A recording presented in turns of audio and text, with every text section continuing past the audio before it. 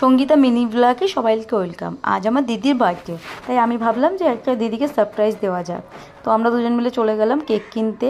এর সঙ্গে ছিল আমার ভাগনা, ওর নাম বিজয়। তো হাঁটছি রাস্তা দিয়ে, সাইকেল নিয়ে গেছিলাম। খুব গরম পড়েছে, তাই একটুখানি আইসক্রিম খেয়ে নিলাম দুজন মিলে। আবার আমরা হাঁটছি, ওই যে মঞ্জিনিসের দোকান দেখা যাচ্ছে, মঞ্জিনিস থেকে একটা কেক নিয়ে নেব।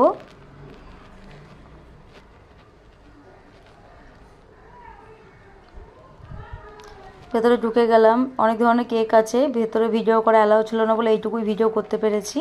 তো এখান থেকে একটা কেক চুজ করে নিলাম। বাড়িতেও চলে এসেছি। কেকটা আবার ফ্রিজে রেখে দেবো, কারণ দিদির বাড়ি এখন 1-1.5 ঘন্টা পরেই যাব, আর গরমটাও খুব পড়েছে, তাই একটু ফ্রিজে রেখে দিচ্ছি কেকটা।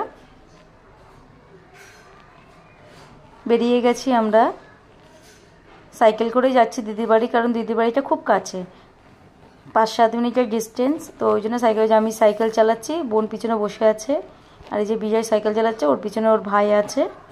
4 জন মিলেই চলে যাচ্ছি। রাস্তাটাও ফাঁকা ছিল, দেখতেই পাচ্ছেন, খুব একটা ভিড় ছিল না রাস্তায়। চলে এসেছি আমরা মোটামুটি।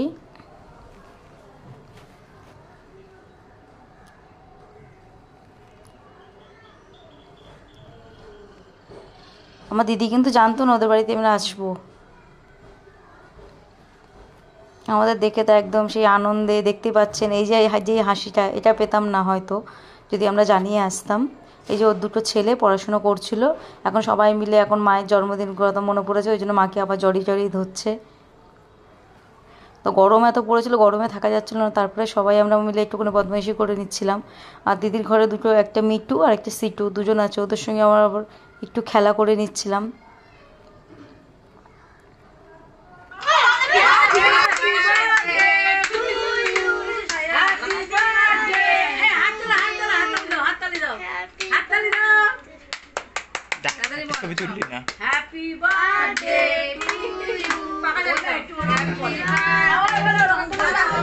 ঠিক আছে, এই যে আমার দিদির ছোট ছেলে, এই যে জামাইবাবু, ছোট ছেলে মোটেই বসবে না মায়ের পাশে, কারণ আমরা অনেক করে বললাম, ওর বক্তব্য যে আমার জন্য কেন কেক আনিনি, আমিও কেক কাটবো, তার জন্য বসবে না, রাগ করে যে টানহেজদা করছি।